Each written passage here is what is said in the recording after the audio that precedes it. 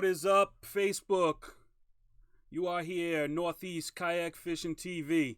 Tonight, we have a special guest, KBF's Northeast Region Angler of the Year and KBF Rookie of the Year, Mr. Derek Brundle from Massachusetts. We're going to bring him on. We got a bunch of questions for him, pick his brain, see how he did it, get to know him a little better. So without further ado, here he is, Mr. Derek Brundle. What's up, buddy? What's up, everybody? All right, so we're going to get right into it, Derek. We'll start with a little bit of history. I'm going to assume that you started fishing as a little kid. Stop me if I'm wrong. But let's get into why kayak fishing and who got you into kayak fishing. Well, I'll tell you, yeah, it's like you said, I started fishing when I was just a young kid. When you said that as a young kid, it kind of reminded me of a funny story. When I was in first grade, I had this like super crush on my first grade teacher, like most of us foolish kids do. And I think my mom's probably watching this, and she'll remember this because it was pretty funny. I actually invited her over one time to teach her how to fish. We lived right on a pond, and she actually came over, and it was crazy. Like she came down, we went fishing off the dock, got a bunch of bass off the dock and stuff, and it was like the craziest thing. But yeah, so fishing as a young kid, my dad always took me fishing, got me into bass fishing. My dad was a commercial fisherman for a long time, so we did a lot of tuna fishing, a lot of striper fishing, bluefish, tautog, stuff. Um, but what really got me hooked on the kayak fishing actually was a guy by the name of Joe Russell. He's on Team New Canoe. Yep. He was directing a trail out here for any bassin, um, which I joined, and I started fishing out of a Coleman crawdad. I love that thing, a nice little plastic John boat, you know. Right. Um, but I'll never forget the first tournament I showed up at, and Joe had a New Canoe Pursuit, and it had a motor guide on the front of it. And I had never seen anybody trick a kayak out like that. So he had he had actually pushed it off his trailer and put the motor down, and I didn't realize it, but he had a remote control in his hand, and it went out around the dock and came back to him, and he kind of parked it along the dock. From that point on, I was pretty much hooked. I got to get into a kayak. The wife and I and my daughter, we've had kayaks for a long time. Started out with an Old Town Otter, just a small little, I think it's like 10 foot or something like that, sit-in kayak. And that's what we did as a family a lot. We did a lot of kayaking. And then we kind of grew out of it. My daughter got a little bit older, and my wife had stuff to do. I had stuff to do. You know how life gets. Right. And I got away from the kayak, but we actually lived down in Texas for a while, and I used to paddle out onto the flats, and then I would get out and wade and just drag my little Old Town Otter behind me, full of all my gear. It's basically a large tackle box, so to speak, Right. And I'd go out and catch redfish and trout and all kinds of cool stuff down there in Texas. But really got me hooked on bass fishing was seeing that first. My perception of kayaks before that was kind of like, yeah, they're all right. I'd rather be in my John boat, hard-headed kind of guy. But, after that, and then he actually let me borrow it. And then I borrowed another kayak, another one, a Flint. I fished out of that for a while. Got my own New Canoe. Ended up getting hooked up with Blake Young, owner of New Canoe, who, had eventually took me on as a team member, which I'm grateful for, obviously. Well, that leads me right into the next question I had, actually. Sure. Why New Canoe? Obviously, that was the first one you saw, but what made you decide that was the kayak for you? So I did what I tell a lot of people that ask me about New Canoe and ask me what kind of kayak they should get. I went and tested all of them. Like every kayak I went in, and Old Towns, I did some Hobie stuff. I checked them all out. And I kept coming back to that new canoe pursuit. Probably, I don't know. I think it was more of a visual thing at first. Seeing the trolling motor on the front, and I'm like, man, that thing's a bass boat, but skinny. You know what I Yeah, mean? yeah. So I was like, I kept coming back to the new canoe, and then when I really borrowed Joe's other one for a while, it got me into um, just seeing how versatile they are and how much you can customize them. Um, and the wide open deck, and that's all the stuff that I like. And people comment all the time now, and I don't seem to notice it as much as other people do, but they'll come up to me and say, I was watching you walk forward and backwards, you turn around, you're standing up, you're running around, you're casting, you're doing all this crazy stuff. I love the open concept of the new canoe. That's probably my favorite part of the new canoe. Um, and then of course all the options you can do with it. It's basically pretty much unlimit yourself. Yep, yep. But you can do. There's the four ways to propel a new canoe. You can do the bow mount motor. You can do a torpedo. You can do an outboard motor. You can paddle it. You can pedal it. You can do pretty much anything you want with it. And for me, that's huge because um, I'm into gadgets. I'm into people say stupid things, but you know what I mean. I'm Yep. into those things that I feel are what make it fun for me. Let's put it that way. Yeah, the Uh, technology, man. In yeah, today's I world, mean, you need to mess with that kind of stuff. I mean, that's what makes it fun. absolutely, absolutely, and I love having that motor guide on the front. People always ask me why on the front, not on the back. I feel that it gives me better control on the front. Especially with the pinpoint GPS, you can literally lock down on a rock out in the middle of the ocean if you want to, and fish that rock. And that's just kind of stuff that I think adds to the fun for me, knowing the confidence that I have in doing that type of stuff. So Now you have the XI3, right? I do. Yep, Motor Guide XI3. How important do you think that was to your success this season? Oh, it's critical. Absolutely critical. There is, I don't know, countless times that I have found one small rock um, on Lake George, as a matter of fact, out in New York last year was my first KBF tournament. Live tournament. I'd done the monthlies, but my first KBF live tournament, and I found one rock on the edge of a little hump that was, I think it was like 25 feet, and it came up to 18 on the tip of that rock. Well, when I got on the tip of that rock, the fish were literally like right on the rock. I could see on my graph just little tiny arches, and they were like almost glued to the top of that rock. And the wind was blowing, I don't know, probably 20 or so. Um, and I stopped, and I put the pinpoint GPS button. I pressed it on the remote, and you can literally stay. I think technically they say within 4 feet of that spot or whatever. Um, it may be closer than that in my experience, but and I literally dropped the jig down to that rock over and over and over, and just like decimated a whole school that was there. There was actually another angler that pulled up in his kayak and dropped his anchor, I don't know, probably 30 or 40 yards from me, and put his rods down and just started watching me fish, which was kind of neat and weird at the same time. Right. Yep. And I told him, I was like, there's, if you cast over this fish here, obviously, I mean, I think I caught 20 or 25 there in a short time. And he said, I'm just amazed. I'm just watching you fish. Um, and that was all due to just that one thing. I mean, if you were pedaling or something like that, you'd have a hard time backpedaling, keeping your spot, keeping towards that rock. And the fish, like I said, they were right on that specific rock.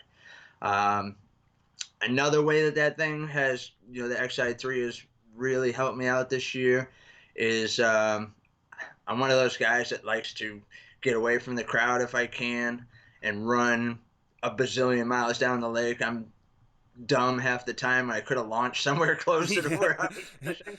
But, That's me. That's me too. I mean, sometimes I think it hurts me because I try to get so far away or into the most backwater that I could possibly get and end up getting back there, and then it can't find fish, and now I'm stuck here. yep. But that explains my situation right there. Yeah, man, I hear you. And it's like the XI3, that one's 55-pound thrust, and basically it'll pull my Pursuit fully loaded. I mean, I put like 397 pounds of gear in myself in that kayak when I go tournament. Um, that includes the weight of the trolling motor, the batteries, everything like that. But Winnipesaukee was a good example of that. I ran 4 miles to where I started fishing at Winnipesaukee, and that XI3 will pull you like 4 miles an hour on the Pursuit with all loaded down. Right. Um, so I literally pulled in, I think it was 58 minutes after I left the launch to where I started casting, and the fish were there, thank goodness. Um, but they burn them out quick. I ended up having to go offshore, so I made a 2 mile run offshore from there. And it all of a sudden, I don't know if you were at Winnipesaukee or not, Yeah. but You oh wouldn't tell man, by the leaderboard that I was there, but I was there. so it got ugly, you know what I mean? It was, I don't know, it was blowing 20, 25 or something. And I was offshore for the last half of the day, drop shotting on a mound that was maybe the size of my house, maybe, not very big. And I went out there and I just kept hitting the GPS button till I found the fish and locked down on them and caught them there, and then moved around and upgraded a couple times, and it pushed me up to fourth finally. Um, which was I was more than happy with that. Getting back to the ramp was a little crazy. There was I was going straight into the wind, and I was taking wave after wave after wave over the bow. It definitely got sketchy towards the end of that tournament. That storm that blew in. I had just decided to go out onto the main lake. I was fishing this pocket way in the back most of the day, and the fish that I had found in practice disappeared. So I was like, screw it. I went out on the main lake. As soon as I get out there, that storm blew in. Luckily, there was a couple of little islands. It actually looked like one island, but there was a creek that went between them. So I just buried in between that until that storm passed. Man, that was sketchy. To be way out on the main lake, you're saying 2 miles? That had to have Oh, been real sketchy. My butt cheeks oh would have yeah, been real puckered up. yeah. I'll tell you what, it was like, Derek, you're kind of stupid for being out here, but again, I'm really confident with that new canoe, and I'm really confident in the whole setup. So I tend to push the envelope a little bit, um, and I would say there was some good solid 3 to 4 footers out there, white caps over the top of them, and that Pursuit has 4 scupper holes in it. So when the water pounds over, it literally just rushes out of there just as fast as it comes in. Um, so I felt pretty confident, but still, it's kind of scary, especially when you got them big boats out there like ocean liners out Yeah. there, ripping by you, putting big giant wake on you. But um, yeah, it was a hairy ending to the end of the tournament. The wife was at the ramp, and she was videoing us coming in, and it was like, whoa, whoosh, whoa, whoosh. But yeah, it was fun though. I mean, again, just another reason why I like that new canoe. Just the confidence that I have in it. Um, that I'm going to be safe no matter what I'm doing, and of course there's a limit to everything. I mean, we got to remember that a kayak is still a kayak. It's not my 21-foot center console or anything like that. Right. Safety So there first. comes a time, yeah, there comes a time you got to be safe, and you got to, and I know when that time is. I'm not going to push it too hard, but yeah, confidence is a key probably for me. Now, realistically, going into this season, obviously your first KBF season, did you think that this was even possible? Did you think Rookie of the Year? Did you think Angler of the Year? Um, was that your goal going in, or did you even think it was possible? No, that wasn't my goal at all. I'll be 100% honest with you. I think y'all know my good buddy Rob Pagnano is a country music guy. Yep. Um, Rob and I kind of started this KBF journey together this year, and both of us just kind of set a goal of let's see if we can qualify for the national championship. And it was like, that seemed like it was out of reach. You know what I mean? It Right. seemed like it was a good goal to set for our first year. Um, and, you know, I got lucky and I won the first state challenge up here in Master. I got like that monkey was off my back immediately. So the rest of the year was just like, oh man, I did what I set out to do. Like, let's just go fishing and have some fun. And that's really how the rest of the year went. I just went into every tournament with, the premise of let's go fishing, let's go have fun, let's see if I can catch five and just get on the leaderboard. Yeah, I think that's a perfect way to say it right there. How you made that one goal, and you exceeded that goal right away, and it just made the rest of your season great. You could just go fishing. And I think a lot of times guys overthink it, and even myself, I mean, set goals that just aren't realistic and then start beating ourselves up as the season goes on, and then it just gets worse. I mean, you never get that motivation to keep you going. So I'm glad you said that. That definitely could wake a lot of guys up. I know it helps me. Hopefully, it'll help me not set goals that are unrealistic. Because I know I do that. I'll set a goal. I mean, say I'm going to be the angler of the year, and then struggle the whole season. You know what I mean? Right. So that's perfect for guys that are just starting out, or even guys that just haven't made it to that level yet. Just set a smaller goal, and once you exceed that, now you can just go have fun. Yeah, absolutely. And that I think that really helped my season because like I said, I mean I set that first little goal or what I thought was a big goal and was, once that was accomplished, it was like, oh man, this season's gonna be awesome. I'm gonna make it. I already made it to the national championship. And then, you know, Lake Anna rolled around and I couldn't make it because I had to be at work. You didn't miss Usually much. from what I understand, yeah, that was a good tournament to miss. From what Yeah, I I think there was like understand, 75 guys that skunked or something like that. Oh my yeah, I word! heard it was real tough, real tough. Um, I caught you a know, I so caught a herring. that was oh, nice. that was my one fish. Oh man, yeah, I tell you, I was agonizing not going down there because we had set that premise of let's hit all of the Northeast Trail and do this big and have a good time and just kind of experience the whole thing on that larger scale. Right. Um, and then things started to roll after that. I had never been to Lake George, and Rob and I had we left at like 2 in the morning, I think, up here in Mass, and we were just gonna meet up there. Um, and we got to the lake at like 6 in the morning, so it was good. It was good timing. We got there right about sunrise or whatever, or a little bit before, and we just said, "Oh, let's go see if we can catch a bass or a couple bass." I just kind of did as much research as I could. That's one thing that I actually enjoy.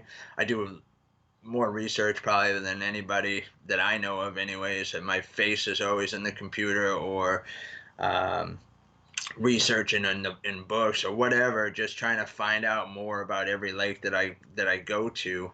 Um, and I'd done so much research, we just kind of settled on going out of one spot, and we went out, and it was like beyond the best fishing I've ever had, really.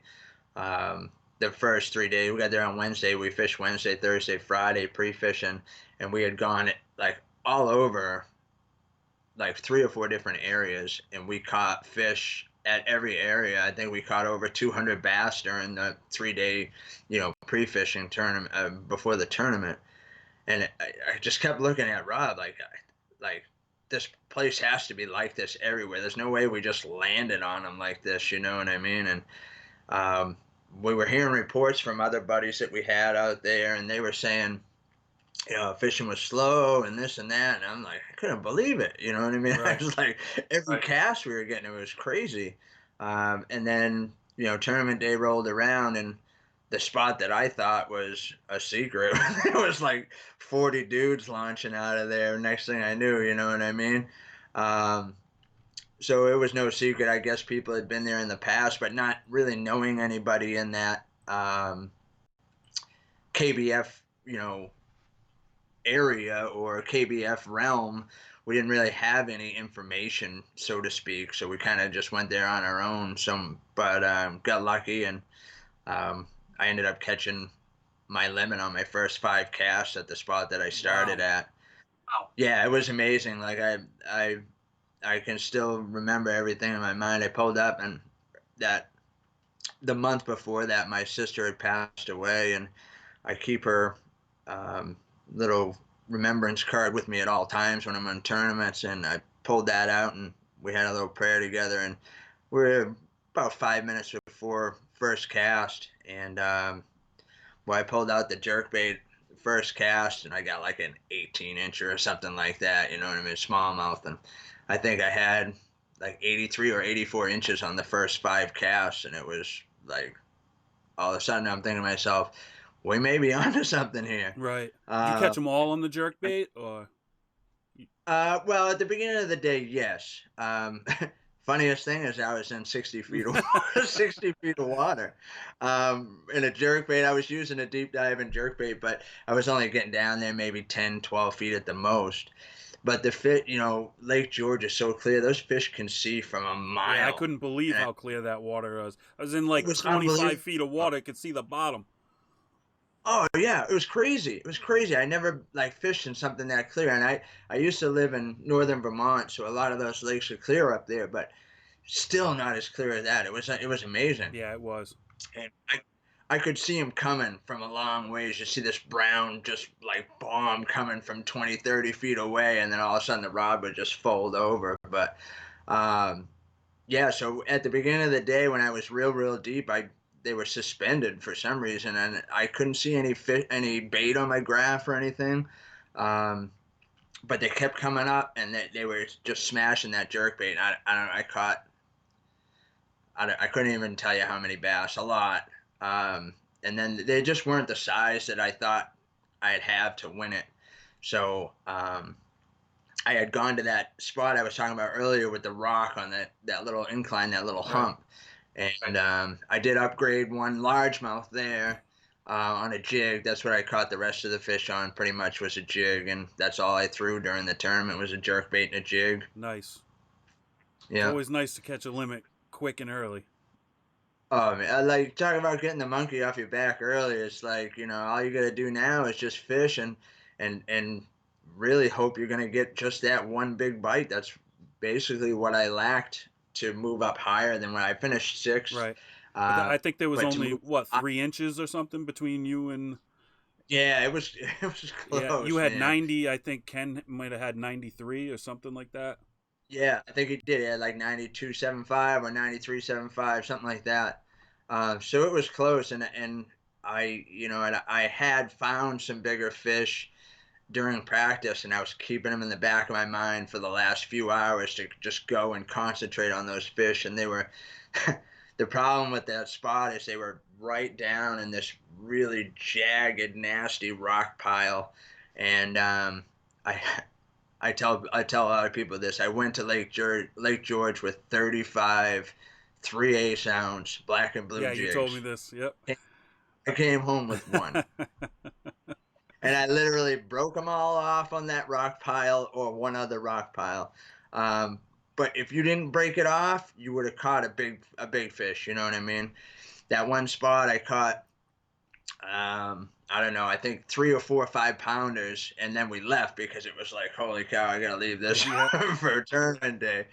Um, and when I went back at the end of the day, I had one fish on and I lost it, and then I broke off a pile of jigs, and I ended up going back to that rock pile to see if I could get another bigger largemouth, but it didn't happen. But I was still happy. I mean, I was like halfway through the day, I said to Rob, I said, I have a new goal.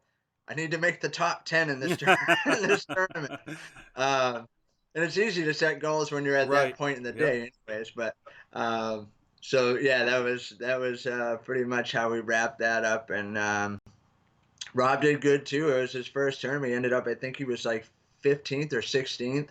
And there was, I think there was, what, 100 and something Yeah, anglers, yeah, yeah. 130, something I like think it that. was 120 or something like that, maybe.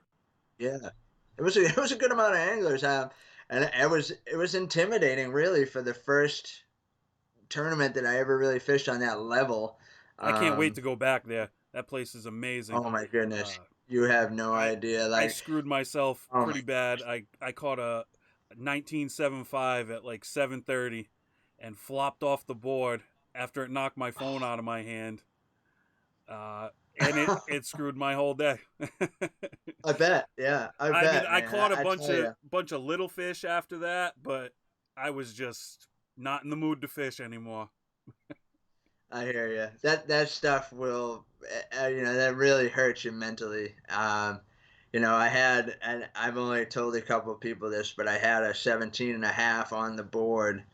I went to take the picture at Winnipesaukee, and it flopped off the board out of the kayak, and I think it would have put me in first at that point. Um, but it is what it is. I mean, you Yep, gotta that's part of the keep game. going, and it happened, unfortunately.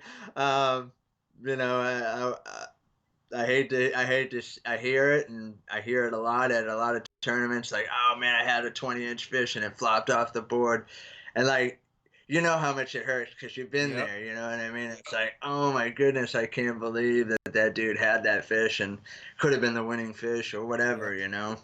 To me, it's the So, hardest part of the whole tournament thing is keeping those fish on the board, especially if you're fishing smallies. Those things do not oh my stay goodness. still. No, man. You know, I wear gloves a lot, and for that reason, because I've had more smallmouth spikes in the palm of this hand that trying to just keep them down, keep them down because they get crazy. Those fish are nuts. I mean, they're like crack addicts. You get them in the boat, they're twitching and flopping and doing all kinds of stuff. You Yep. know? That's my brother actually got the daily big bass at Winnipesaukee. No kidding. And if you look at his picture, he's not even touching the fish. And I looked at it afterwards. I'm like, what are you doing? Like, that's a smallie. That thing will jump right out of Right? there. But for whatever Oh yeah. reason, I mean, he must have kept him calm, or it was tired out. All right, let's get into the next question. What's the goal for 2020? Well, you know, I I'm kind of humble. So my goal for 2020 is again to try and do well. I mean, get another berth into the national championships 2021. Um, I do have one other goal that's not KBF related, but it's Bass Nation related. I want to qualify for the 2021 Bassmaster Classic. That is Um, that's our dream. When we're little kids, I mean, fishing even from the bank, that's what you're thinking about. Standing on that of course. stage, holding those fish up. I mean, Oh obviously we yeah. won't be holding fish up, but just to be on that stage, I mean, it's crazy where this is It, it going. it's insane, and it really makes me proud to be at the place that we're at now. Not only from an angler's, you know, perspective, but from a director's perspective as well. I mean, directing a trail out here for any bassin. Um, you know, I get to talk to a lot of the guys, and the buzz is crazy about it. You know, and it is everywhere. It's all over the internet. It's all over everything. Um, Exciting times in the kayak world for sure. I mean, I can't say how excited I am. All I do is think, eat, sleep, breathe, fishing. Talking about it 24 hours a day, basically to myself. A lot of the times, I talk to the people at my work. They have no idea what fishing is. They don't care. They're just like, here comes the lunatic rambling on about something else. Um, Joe from I'm KBF is sure. actually watching. I'm not gonna butcher his last name, but you know who I'm talking about. KBF Yeah. Joe. He says the 10 champ. That's your goal. That should be your goal 2020. Well, I mean, like I said, my goal for the 10 is to do well. Obviously, um, I'm. I don't even think there's as many words that I could use to describe how excited I am to go down there and actually be a part of the 10. Um, That's that's a pretty. huge That's pretty accomplishment much in like itself. the classic. I mean, Yeah, that's the kayak it classic, is. man. That's the best of the best. It's wild to see my name on that too, and I have people that I talk to a lot, doing kayak demos and things like that for New Canoe and the shows that we do and stuff. And they all want to say, they all recently have said, what's it like to be going to the 10? I don't know, like, what's it like to get up and think that you have a chance to go fish against the best in the country that you know of in Florida, where you could literally catch a 10-pound plus bass on any flip next to any piece of hydrilla, lily pad, whatever. Um, there's three things that really make me the most excited about the whole trip. Is I've got two buddies going down with me. It's going to be a great time, um, and literally have the chance to catch a new PB while you're down there. Not to mention the whole 10 experience, the whole 10 Invitational is going to be happening just before that as well. I'm Um, trying to make we're that. I don't know if I can do it, but I'm trying. Oh, really? You got to get down there, man. It's going to be a good I time. just lost my job a couple weeks ago, so I don't know. Saw that. I don't know if it's gonna happen. I'm trying. Well, I hope it does. I hope it does for you. And in all honesty, like the the more I think about the opportunities that arise from a tournament like this, the more excited I get. And Joe, thank you for bringing that up. If you're still on there, but I'm excited, man.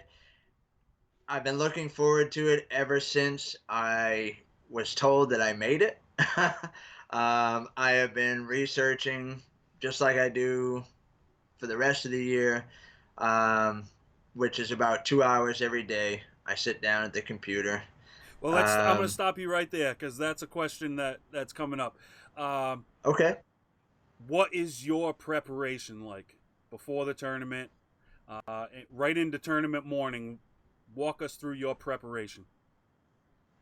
Okay. Usually I try and get to wherever I'm going at least a few days in advance just to get used to the water. My whole thing that I'm looking for in pre-fishing is not so much piles and piles of fish, but I want one spot, just one spot that I have confidence that I can go and catch two or three fish at to start my day. Um, and that's my whole goal to start every tournament is just catch a limit. And obviously, we all know if you catch a limit quickly, you have that boost in confidence level that you can just go and fish. And for me, if I catch a limit really quickly, that makes me feel like I'm going to crush it the whole day.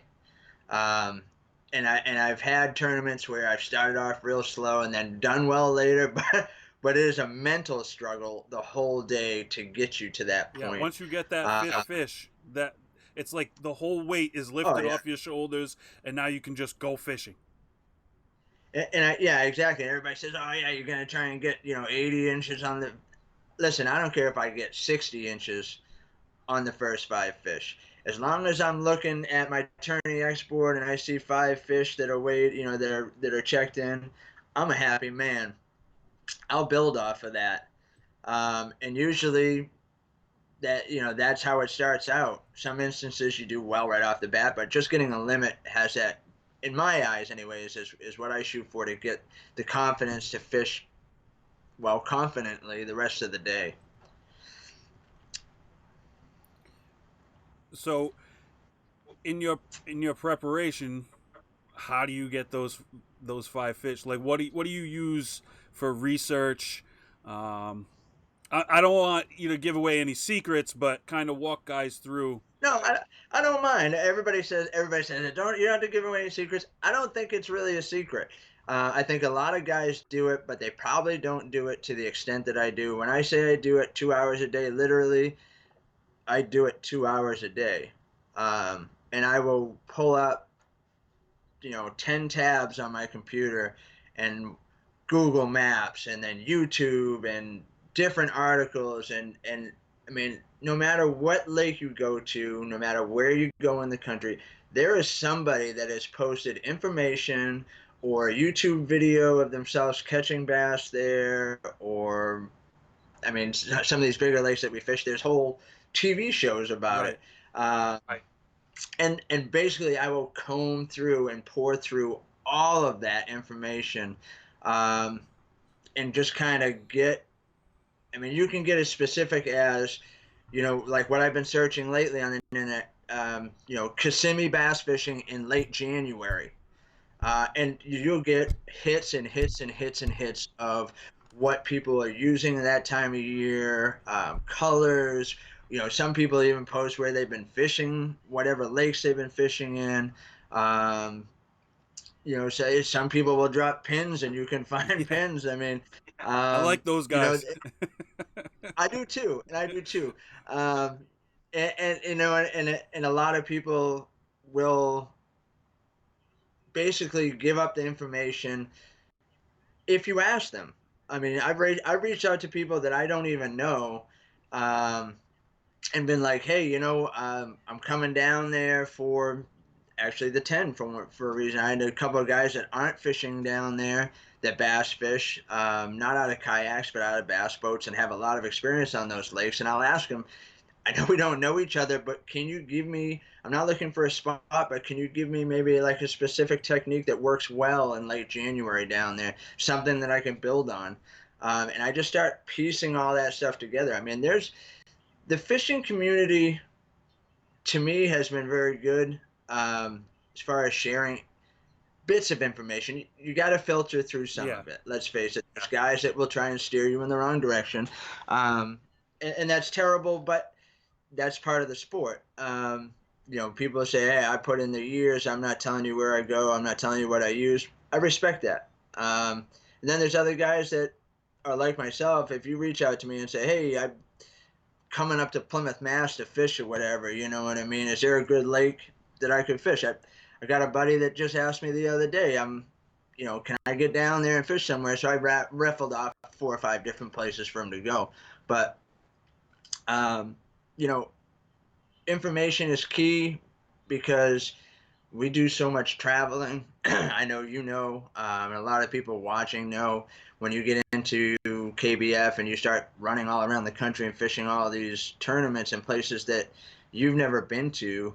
Um, one little scrap of information can give you a ton of confidence on where to start, what to do, maybe what color to use, things like that. So, um, answer your question in a more specific manner, Google Maps is a great source. You can literally use the satellite images to look down at lakes. You can find trees in the water. I mean, you can zoom in and you can see stuff on the bottom in some of these Right. lakes. In a shallower lake, you can see stuff on the bottom that you would never find if you were just out paddling or pedaling or doing whatever. And you can literally, if you zoom in, and here's one of the ones that people always say, I don't know why you always tell people this, but if you zoom in and you right click on an object in the water, it will come up with the GPS coordinates to that spot, and you can literally plug that into your fish finder and go to that spot. I've done it.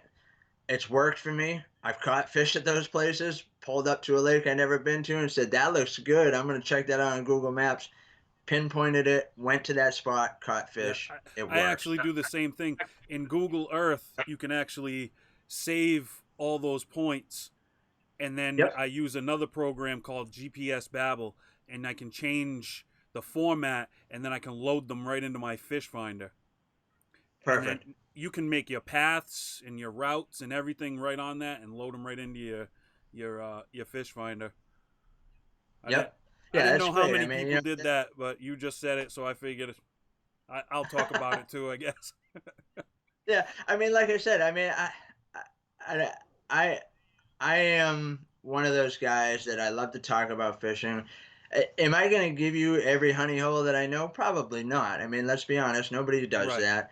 But if you reach out to me during a tournament and you're struggling and I'm doing well, I'm going to tell you most likely, you know, a good path to take, what I'm using, something close to get you on the fish maybe. And I feel like that comes back in good karma on me, whether it does or not. I don't know. It's just something in my head.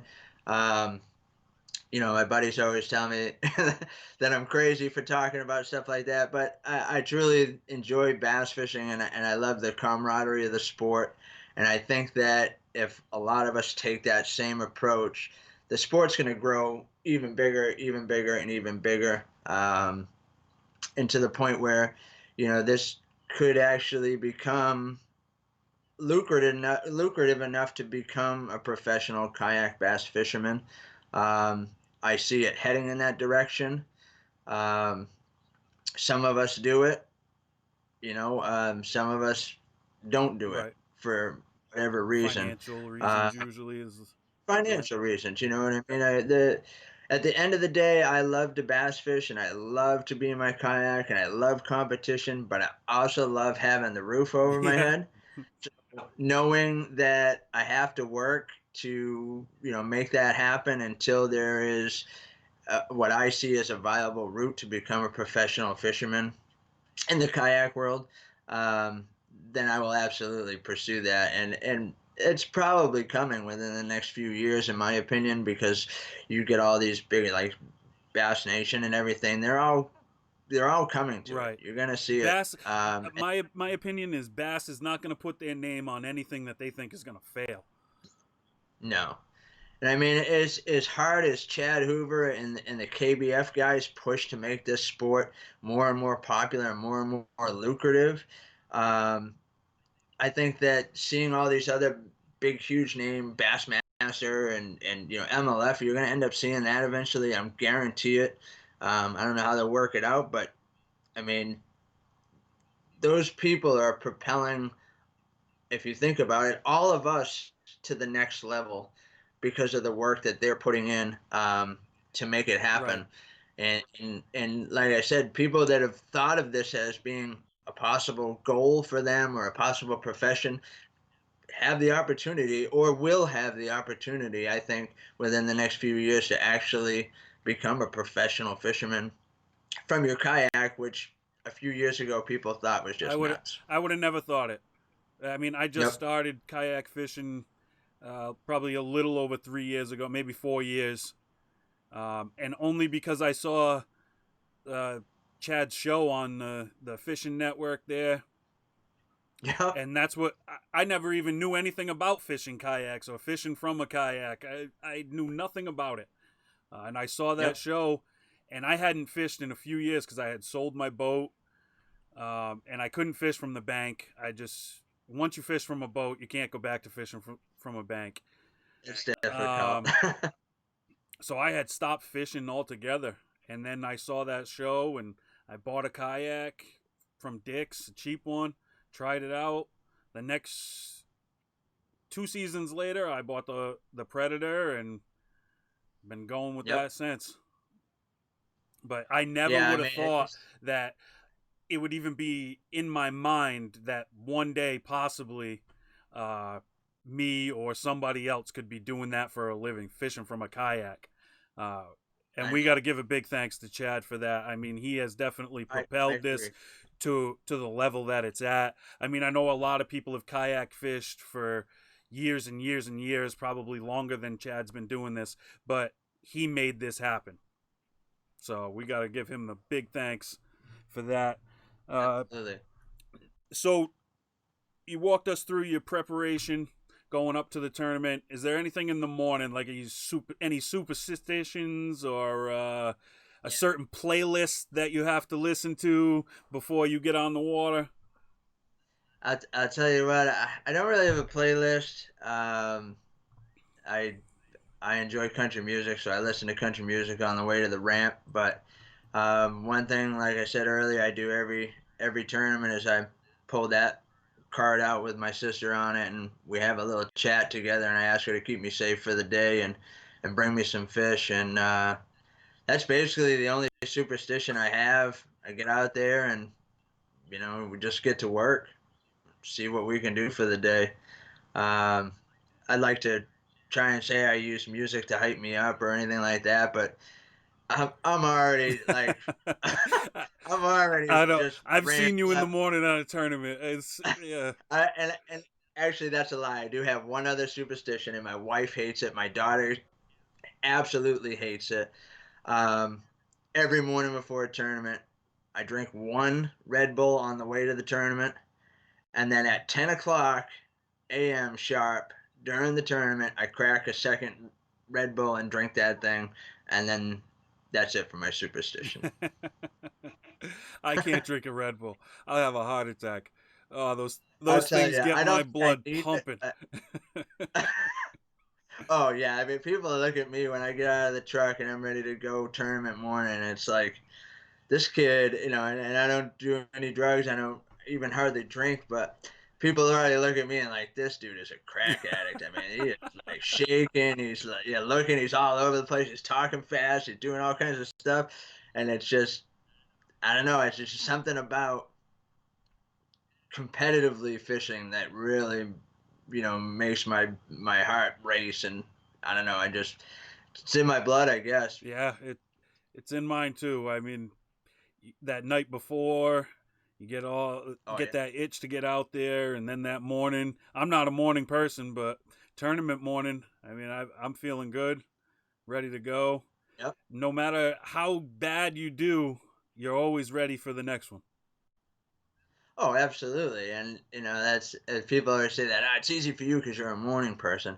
I get up at 4 a.m. every day, no alarm clock. I've never used one. Um, if for some reason I sleep past 4:01, my ridiculously rambunctious beagle Roscoe just he is up and he's ready to go. So it's like, all right, well, time to go.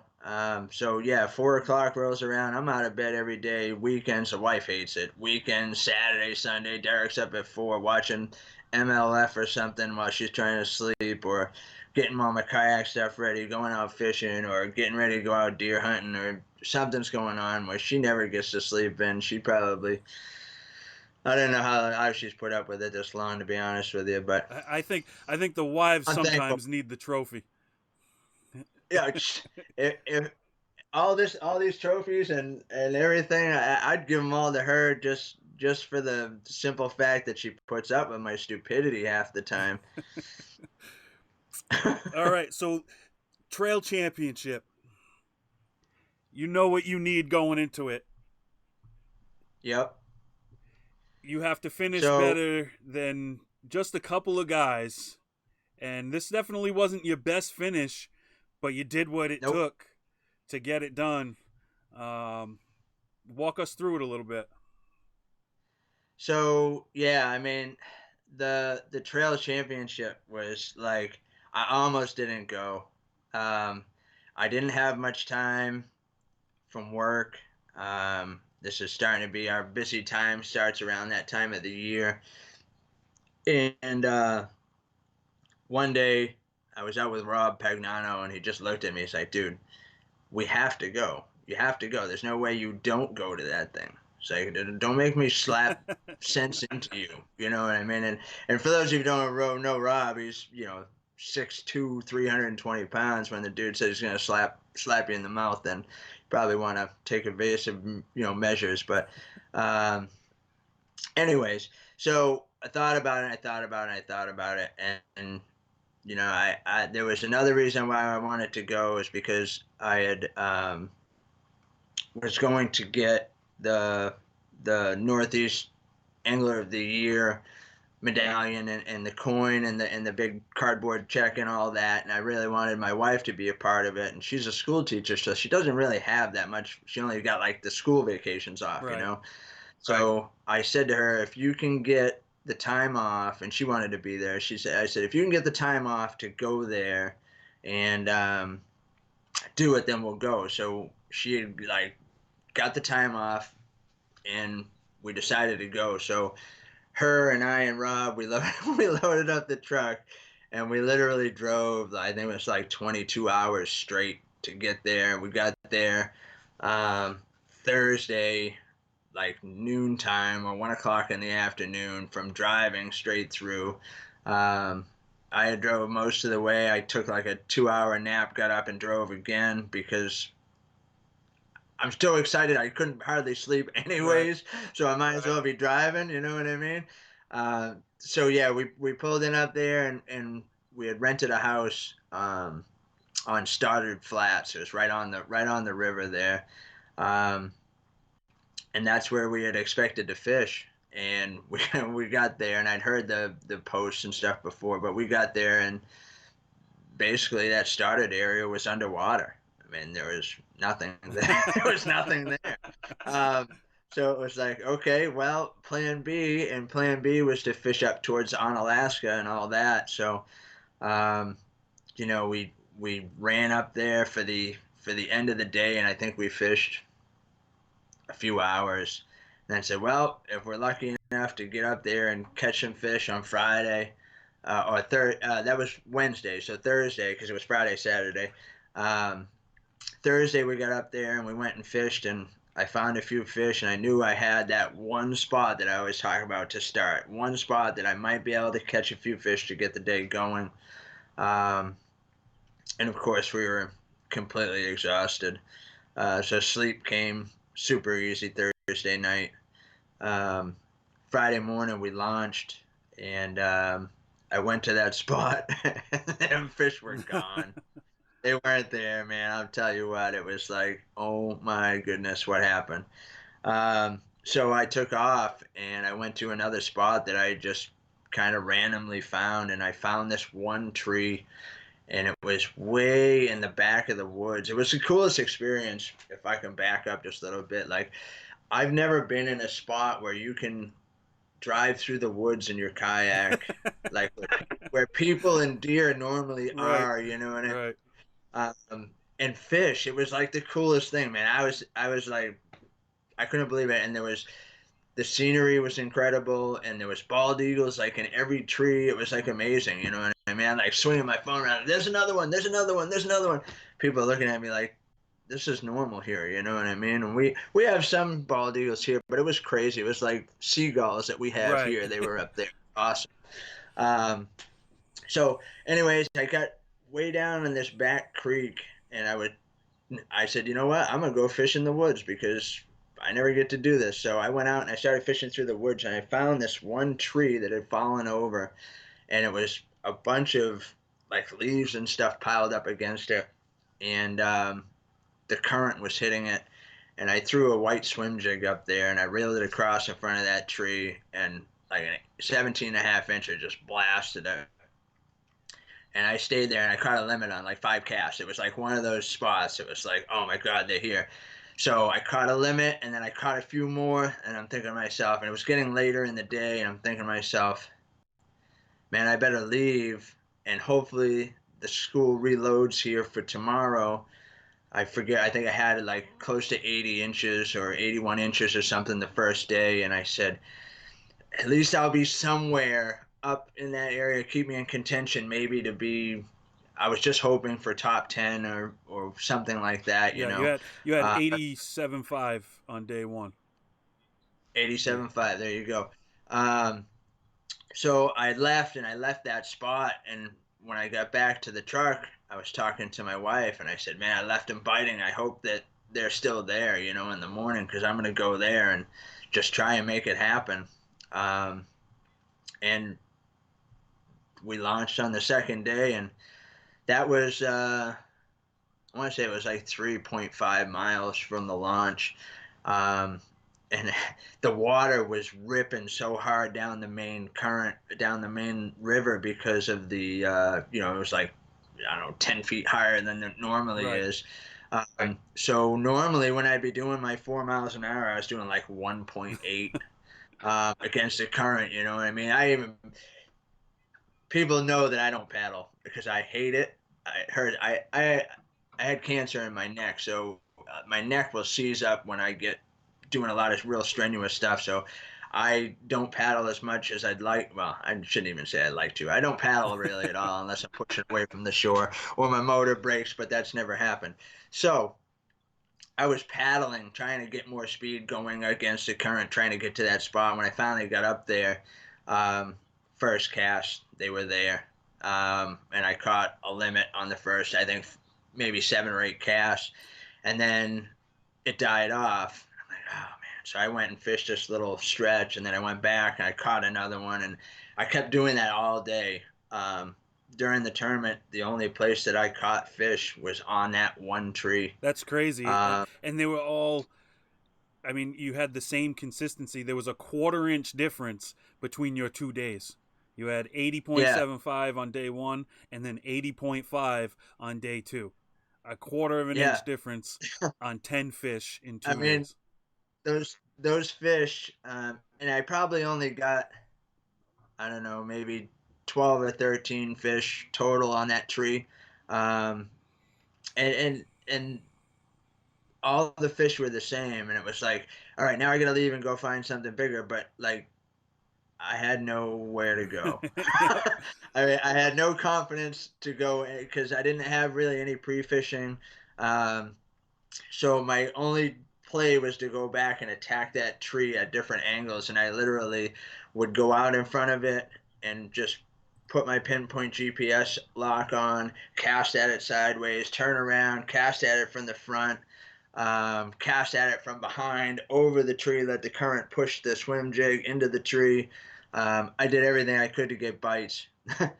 The second day really scared me. Um, I pulled up to that tree, like I said, and I made a few casts and I caught a few fish and I was having a good time. And then around the corner in the timber, the flooded timber, was a duck boat with like 4 dudes in it that I never saw and they never saw me. And some ducks had flown past a little while ago and they must have made a loop. Oh, man. Those dudes opened up with a pow, pow, pow, pow, pow. I almost fell out of my kayak. And and then when they, and they turned, and we were literally maybe 50 yards from each other, and neither one of us saw each other. You know what I mean? Those And duck guys, man, they can hide. I'm I've telling come you, across them before, and you don't even know they're there. if I was a duck, I'd have been dead because those dudes were good, man. And like after they blasted that round of ducks that went through, um, one of the guys must have turned around, like probably saw me, cleaning out my drawers or something. But um, and he whistled to me, so I waved to him. And then later on, they'd come out of there. They go, "Man, how did you get back up in here?" I said, "Well, they got the trolling motor, so you can pretty much get wherever you wanted to." And it was funny. We kind of laughed at each other or whatever, and they wished me good luck. I wished them good luck, and then they blew out of there, and I kept fishing. But like, I mean, and being a hunter, I'm surprised that I didn't pick up on something that close to me because I was so focused on that one tree and catching the fish on that one tree. That I never even noticed those guys were back there. They must have got back there in the dark or whatever, you know what I Right. mean? So, but it was cool. It was a cool experience. And then, you know, coming back, Did you think you had um, it? Did you think you had won the for a lot of the second day, like up to like 1 o'clock, I was in the lead in first place, and I'm thinking to myself, there's no way that Josh and Russ aren't catching them. I mean, they caught them so good yesterday. There's no way they're blanking. You know what I mean? And then for a little while, I thought, well, maybe you'll get a top 5 finish out of this. And then as my fishing started to die out, because everything that I got was mostly in the beginning of the day, um, then the leaderboard started to bleep off and beep, beep, I beep. was And I'm watching. I looking was at it. watching it live on the leaderboard, and I'm like, "Oh man, come on, Derek." I'm telling you, man, I had a lot of buddies from back home that were like, dude, you got to get there. Oh, man, go find some bigger fish. They're catching up, whatever. Because, like, I will only look at the leaderboard after I put in a fish. I don't spend any time looking at it. I probably should do a little bit more of that. Um, but it was like um, just absolutely crazy watching yourself go backwards. And I have to make light of it because that's the only way to deal with it for me. But I think I ended up 10th in the Challenge Series Championship, and I think 12th in the Trail Right. Series Championship. Did you think that that Um, was going to be enough to seal up the Rookie of the Year? And well, honestly, I I was really worried about Danny Uribe from California, but he didn't come out, so I kind of was a lot further along.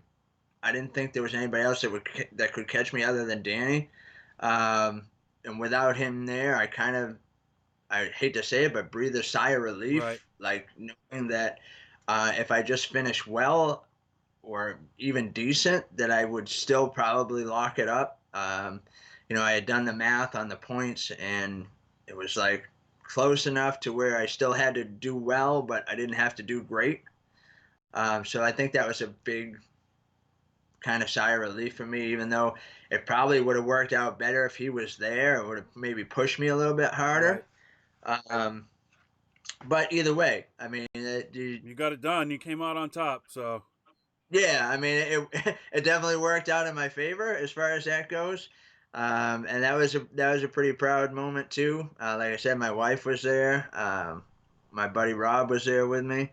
Um, Getting those two awards that night at the show was pretty cool, for I sure. would imagine. I wish I could have been there. I had plans to go, but work just wouldn't allow it. So I didn't I make it hear you. out there. All right. Something that I'm going to ask everybody that's on the show, and I've asked previous guests, your top 5 anglers of all time. It could be a professional, it could be somebody that taught you, it could be yourself. I'll tell you what. Probably the best anglers that I know, one and two are probably my dad. Probably number one. My dad's an excellent angler, no matter what he fishes for. Um, my uncle Steve, he is an amazing angler. The dude is kills it, no matter where he goes, whatever. Um, Probably my favorite professional angler of all time is KVD. Um, Spent a long, a long time watching Yeah, KVD I fish, think we all and I have. learned a lot. I mean, I learned a lot from him, and just watching him and imitating what he's done over the years. But I think that definitely one of my other favorites, Jacob Wheeler. Um, He's a great angler. I like watching him fish, probably because he always seems to be doing something innovative. Right. He's a Uh, great all around fisherman. I mean, he can pretty much do anything. Absolutely. Yeah, and I think that seeing guys like that and watching guys like that makes you a better fisherman because you can pick up on the little, he had a quick little verb the other day on how he rigs a swim bait onto his spinner baits. He actually trims the belly out of a swim bait to make it flat on the bottom so it rides better under the skirt of the spinner bait and gives it that much better appearance. I'm gonna start doing that because I did that and it definitely changes the appearance of your spinnerbait. It's pretty neat, little Right. tricks and little tips like that is stuff that I really dig and I always watch for. Um, what's that leave? Leaves one Hmm. more person, huh? Hmm. Back in the day, I used to watch one of my dad's favorites, Rick Clunn, was always killing it back then. One of I the greatest of definitely. all time, man. Oh my goodness. You look back over the sport of bass fishing, and there's so many good bass fishermen that have come through and have left the sport or are doing different things now. But yeah, that would probably be my top five. That's a good top 5. I like that you put your dad and your uncle in there. Yeah, I mean, those two dudes, they kill it all the time. Like I said, my dad's the one that taught me how to fish. I mean, he was the coolest dude. Back in the day, he would bring home, and I'm dating myself and him probably, but back in like middle school and stuff, he would show up at my school in the middle of the day, and I would get called down to the principal's office, and they would tell me, "Yeah, your dad's here to bring you to your doctor's appointment." I'm like, "There's a doctor's appointment today," you know. I'm thinking to myself, and he just waving me on, man. We would get out to the truck, and he'd have the bass boat loaded up, all the rods in there. He's like, "Dude, I've been smashing the smallies all day over here at Long Pond or wherever," you know what I mean? And we'd be off and just, I mean, always with the "don't tell your mother we're out fishing, you're supposed to be at school" type of thing, you Right. know what I mean? And um, it was always he always had the time to do that for me. When he fished tournaments out of his bass boat all the time, and when his partner never made it, he would always tag me in, and I got to fish, with all the what I thought were the best anglers in the world at that point. You know what I mean? And we always did good, and he would always let me hold up the fish at the end of the tournaments. You know what I mean? And back then, we used to take them out of the live wells, and you'd put them on a stringer, and you'd hold up the stringer with all 5 fish, and it would have this big sag in it. Um, so yeah, I mean that's probably one of the reasons why my dad is definitely probably one of the best anglers that I know for That's sure. great. All right, Derek. I'm going to give you a couple minutes here. You can thank anybody you need to thank. I want to Sure. say congratulations again on both of those titles, and thank you for coming on. You got a few minutes here. You just let everybody know who you need to thank for your successes, and good luck in 2020. Sure, man. I appreciate it, and I would thank you first of all for having me on tonight. Been a blast. Yeah, there's a lot of people that I need to thank. Obviously my dad, my wife, for letting me do all of this stuff that I do. I mean, there's no reason why I should be able to come home at night and she's still at the house, because I'm gone all the time. But we're changing that. Hopefully this year she's going to get out with us more. I sold the bass boat. It sat in the yard for the last couple of years. It had a brand new Merc on it. Um, and it was a shame to see it sitting there, so I ended up selling it because I never used it. And we bought a camper, so she'll be rolling out with us now. We got the camper, and so it'll be a lot more comfortable 2020, that's for sure. But yeah, I mean, I definitely need to thank all my sponsors. New Canoe has been a huge, huge, huge benefactor for me as far as the kayak, the confidence and the stability in the kayak. Motor Guide. I mean, I love that thing. I don't know if I could fish tournaments without it because of my neck and what happens when I do paddle a lot. So that's like a key thing for me. Um, Tight Lines Worldwide makes great fishing apparel. Great company, has a great message trying to unify anglers all over the country, all over the world. Um, great company to be a part of. Amphibia Eye Gear. I don't know if y'all have ever tried them, but I never really liked glasses. These things are super light. They actually will float if you drop them. They're protective eyewear as well as polarized. I know my buddy Greg was ripping a big tungsten weight out of a weed bed not too long ago this year, and that thing come back and hit him right in the amphibia right there, and it stopped him from losing his eye for sure. Um, and he actually made a post about it. Amphibia sent him a new lens and got him squared away. That thing definitely protected his eyesight for sure. Um, Any Bassin. I mean, I know I'm a director out here, and there's plenty of directors all over Rhode Island, Connecticut, Vermont, Mass, all over New England. We love bass fishing. We love the tournaments. It's a big family organization. I'm proud to be a part of that. Um, Amped Outdoors. I've definitely brought my trolling motor game to a new level with the lithium batteries this year. Um, Dropped half the weight, getting twice the usage out of it. Never had an issue with them. They're very affordable. Great batteries to check out. Um, got a new deal going on this year, which is really exciting, and there hasn't been a lot of stuff out there, but keep an eye out for exotic fishing, high performance rods. Um, these things are insane. When you guys get a chance to look at them, I'll have them with me. Check them out. They're incredible. Um, Thrasher Sports Apparel, they make all my jerseys for me. If you guys are into jerseys like I am, I've got like a dozen, I don't know, maybe more. I don't know, I totally dig them. It's one of my favorite parts about tournament fishing, and Thrasher makes an excellent jersey. I actually came home yesterday, and my buddy James up there at Thrasher sent me down a heavyweight hoodie. Actually, I want to show it to you. And it's awesome. He put all my sponsors on it for me.